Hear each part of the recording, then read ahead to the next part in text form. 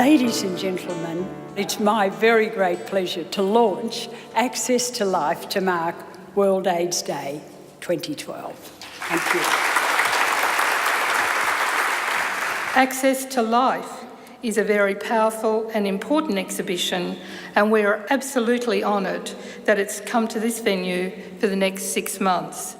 I'm delighted that this exhibition now includes images shot this September by Magnum photographer Chris Steele-Perkins in Papua New Guinea. His images are beautiful, powerful and moving. First time that I started to look at the problems of AIDS was in the late 1980s in Africa.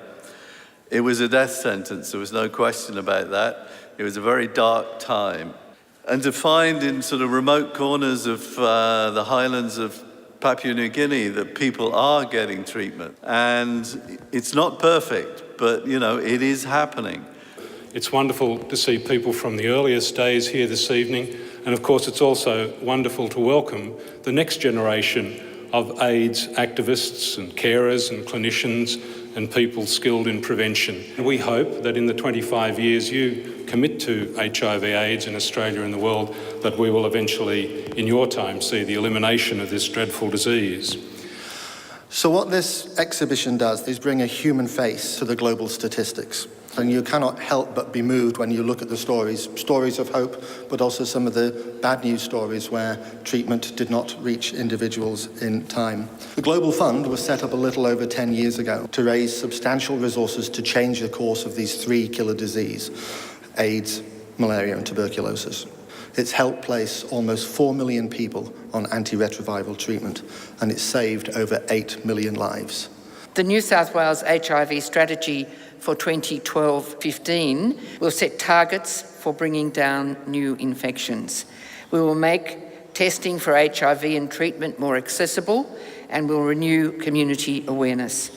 I know that you share my wish for the day to come when we will see the elimination of new HIV infections and the end of AIDS-related diseases. Thank you.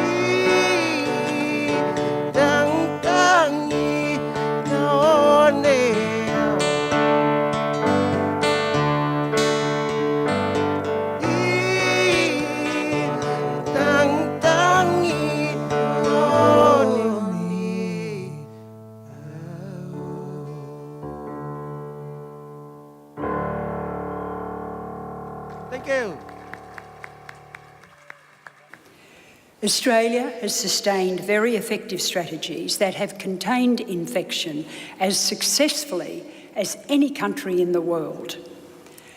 However, recently reported increases in the levels of new HIV infections in Australia should more than alert us to the dangers of any complacency and to the need to strengthen awareness among people at risk.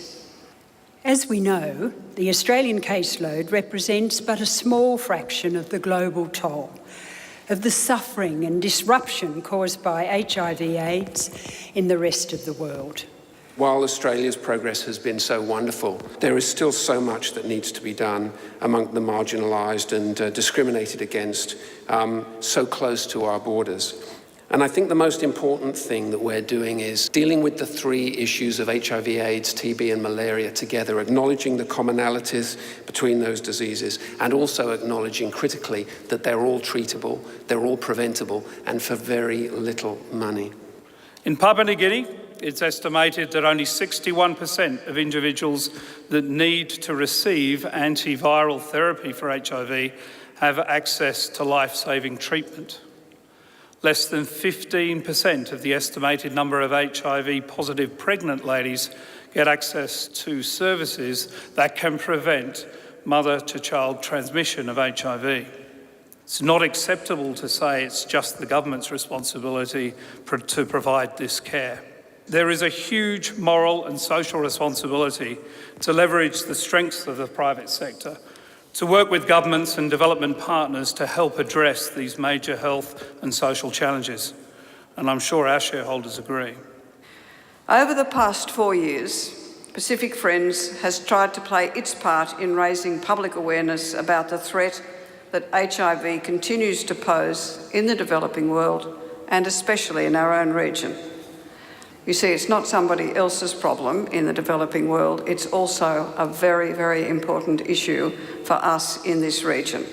Round, around, around. What happens when there's no one enough to ransom? When the trumpet sounds, I wanna know if I should wait for you on the corner. Will I see you round, round, around, around, round, around, around, round, around, around. When the government calls you to war, yeah, we are gonna fight with me by my side, yeah. Are you gonna lay your gun on the table, yeah? Walk away and give me up to the enemy.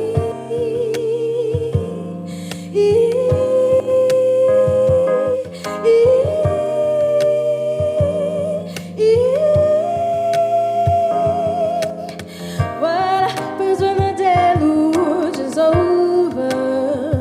When the flag comes down, I wanna know if I should wait for you on the corner.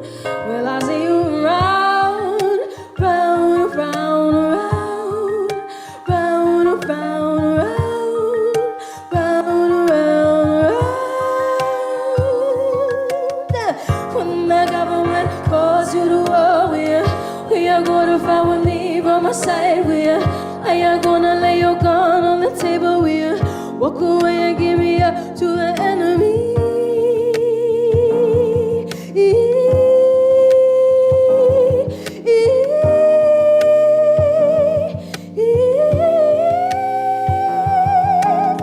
When the government calls you to war, we are gonna fight with me by my side, are you gonna lay your gun on the table, walk away and give me up to the enemy.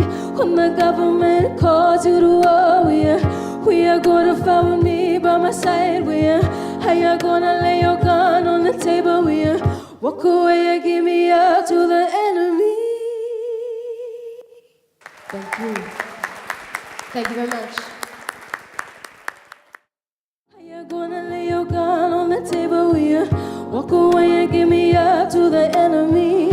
When the government calls you to war, we are gonna fight with me by my side, are you gonna lay your gun on the table, walk away and give me up to the enemy.